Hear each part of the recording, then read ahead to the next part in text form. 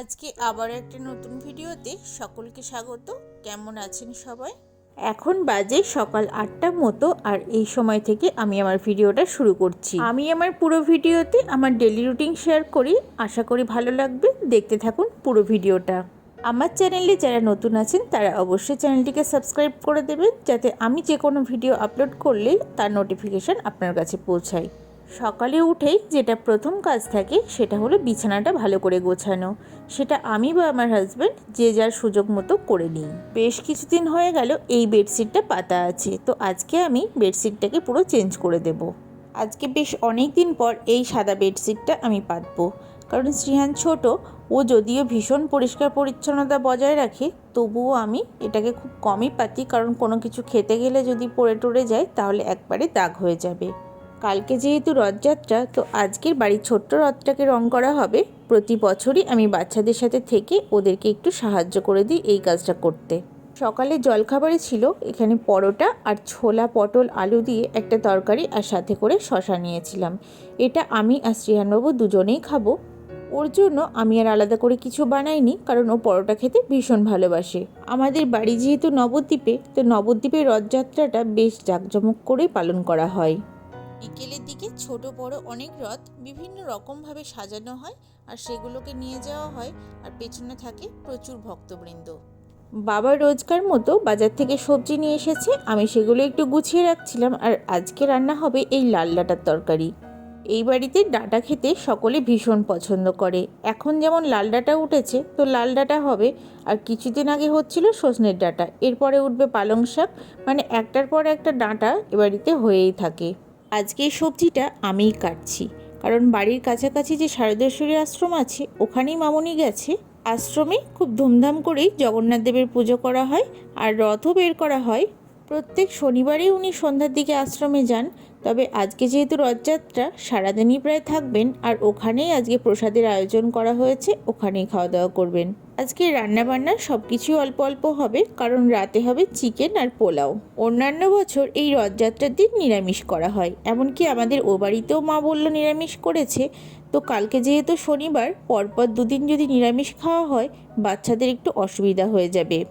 আর এই লাল ডাঁটার তরকারিতে কাঁঠালের বীজ দিলে আরও স্বাদটা দ্বিগুণ হয়ে যায়। আমরা তো প্রায় প্রত্যেক মাসেই মায়াপুর যাই, তবে আমার একবার ইচ্ছে ছিল রথযাত্রা আর না হলে দোল পূর্ণিমাতে মায়াপুর যাবার। তবে শুনেছি এই দুটো দিনই মায়াপুরে ভীষণ ভিড় হয় ভক্তদের। বাইরে থেকে অনেক দর্শনার্থী আসেন, আর টিভিতে ফোনে দেখেছি প্রচুর সেলিব্রিটিও আসে রথের দিন মায়াপুরে। যাই হোক, এত ভিড়ভাট্টার মধ্যে যাওয়ার কোনো দরকার নেই, কারণ শ্রীয়ানবাবু খুবই ছোট, পরে একবার দেখব। যদি বৃষ্টি না হয় তাহলে রবিবারে একবার যাব। এই যে আমার হাতে চলে এসেছে কাঁঠালের বীজ, আর এই বীজ কাটা ভীষণ কঠিন কাজ। আগে বটিটাকে ভালোভাবে মুছে নিতে হবে, যদি একটু জল থাকে এগুলো পিছলে পুরো হাতটাই যাবে কেটে। আমার সবজিটা কাটা হয়ে গেছে, এবার কাটবো ডাঁটা। আর এই ডাঁটাটা মনে হচ্ছে খুব ভালো হবে খেতে।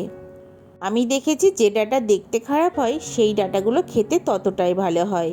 সকালে একটু ঘি ভাতও হয়েছিল, সাথে করে ডাল সিদ্ধ আলু সিদ্ধ। আর এদিকে এই ছোটো মাছটা করব। এটা হলো খয়রা মাছ, একটু বড় সাইজের। ছোট যদি হতো তাহলে একটু কচু বেগুন দিয়ে করতাম, কিন্তু যেহেতু একটু বড়, এটাকে একটু সর্ষে পোস্ত দিয়ে করব, তাহলে ভালো লাগবে। সাথে করে কাতলা মাছও আনা আছে, কারণ বাচ্চারা তো ছোট মাছ খেতে পারে না। আমি ছোট মাছটা বানাচ্ছি, আর দিদিভাই কাতলা মাছটা করবে।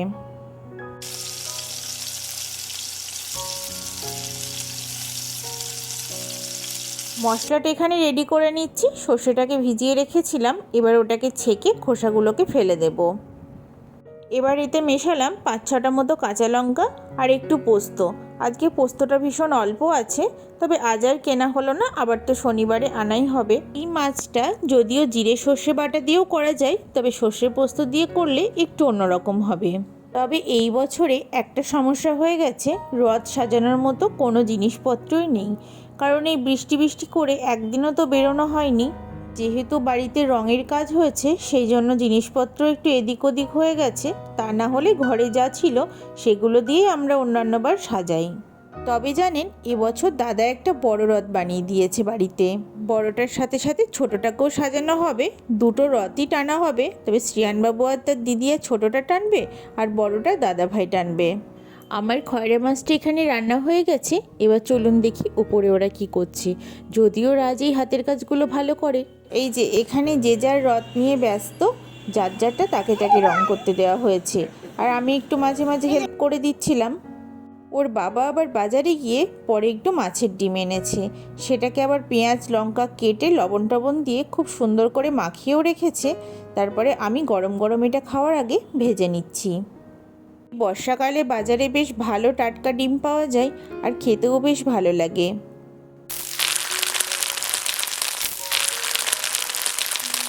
প্রথমে যখন মাছের ডিমটা কিনে এনেছিল আমি একটু রাগ করছিলাম, কিন্তু এখন এই ভাজতে দেখে মনে হচ্ছে যে এই ডিম দিয়েই আজকে ভাত খাওয়া হয়ে যাবে। অনেকটা পরিমাণে ডিম আনা হয়েছিল, আর আমি একটু রেখেও দিলাম, কারণ এগুলো ঠান্ডা হয়ে গেলে একদম ভালো লাগে না, আর বেশি ভাজলে আবার অনেক বেড়ে যাবে।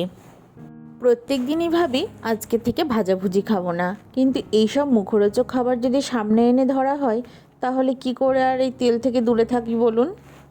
আজকে দুপুরে এরা ভাই বোনে একসাথে শুয়েছে, যথারীতি দুজনেই ঘুমায়নি, তো দুজনকে নিয়ে একটু বিকেলবেলা বেরোলাম।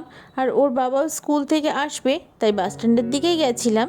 আর ফেরার সময় ছিপছিপ করে একটু বৃষ্টি পড়ছিল, আর আমরা কাছাকাছি একটা রেস্টুরেন্টে ঢুকে পড়েছি, কারণ ভেবেছিলাম আসার সময় ওদেরকে একটু ফুচকা খাওয়াবো আর আমরাও খাবো।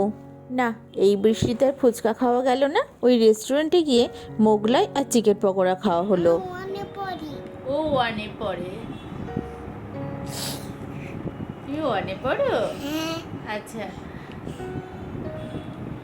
ও সবসময় বলে আমি ওয়ানে পড়ি, স্কুলে ভর্তি না হওয়ার আগেই ও ওয়ানে ভর্তি হয়ে গেছে।